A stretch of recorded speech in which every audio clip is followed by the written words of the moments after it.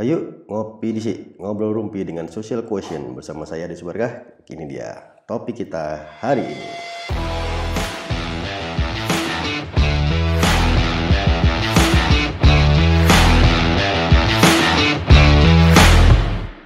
Halo sahabat ngopi, jumpa lagi dalam channel kita.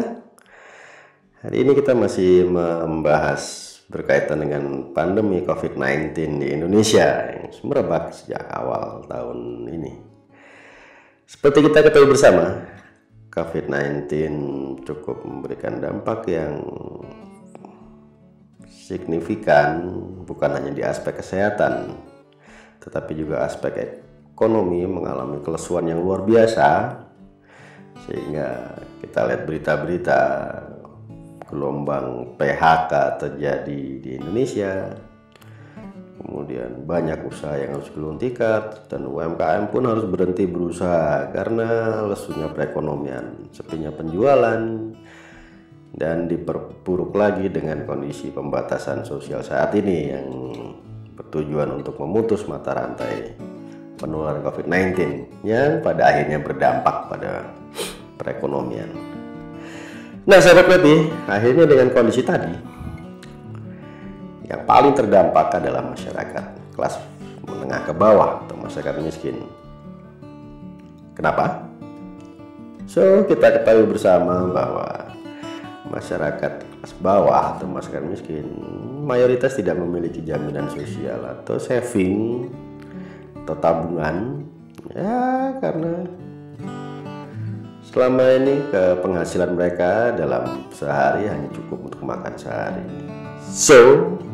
Dengan pendapatan yang pas-pasan tersebut ditambah lagi dengan kondisi seperti sekarang, mereka kehilangan pekerjaan, mereka semakin sulit mencari nafkah. Tentunya mereka semakin terpuruk dalam kondisi seperti ini. Pemerintah memang tidak tinggal diam dengan kondisi tersebut.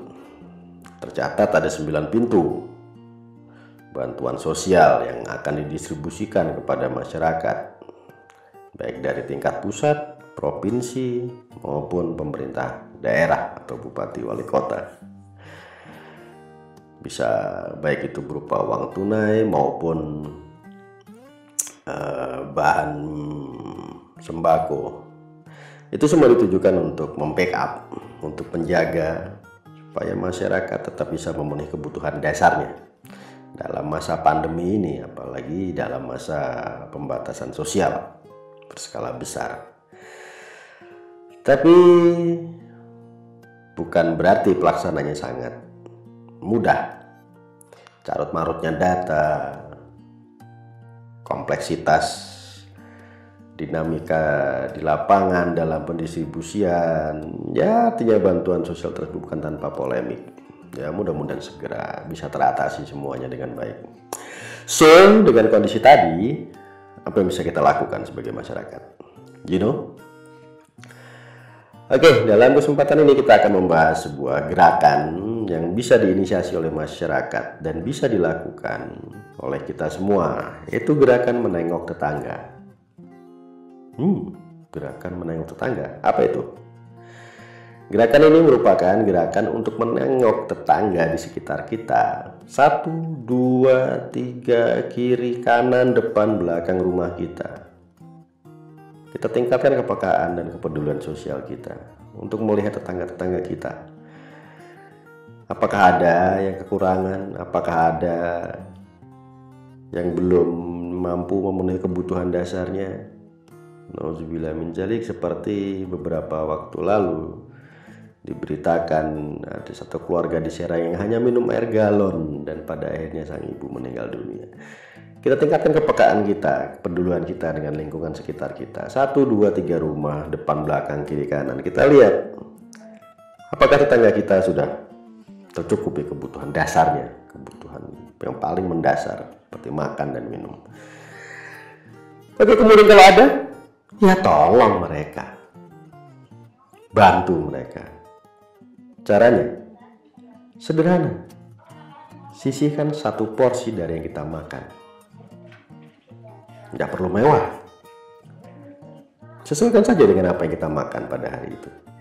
sisihkan satu porsi untuk mereka. Nah, mungkin jika gerakan ini viral dilakukan, semua melakukan bersama, tidak akan ada lagi berita tentang anak-anak yang kekurangan gizi karena kurang makan, atau lansia yang harus menahan lapar karena tidak ada keluarga yang memperhatikan. Bukan hanya di masa pandemi ini, tapi untuk masa yang akan datang. Oke, satu porsi saja dari apa yang kita makan hari ini. Kita berbagi ke tetangga, kita peduli ke tetangga dan lingkungan sosial di sekitar kita. Kita ulurkan tangan untuk orang-orang terdekat kita. Nilai-nilai gotong royong dan juga kepedulian antar sesama merupakan nilai luhur bangsa kita yang sudah ada sejak zaman dahulu. Kenapa tidak kita lestarikan? Di masa pandemi ini dan di bulan suci Ramadan ini merupakan waktu yang tepat untuk kita hidupkan kembali.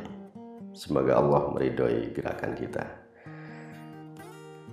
Selamat menunaikan ibadah puasa bagi rekan-rekan ngopi semuanya, dan salam kesetiakawanan sosial.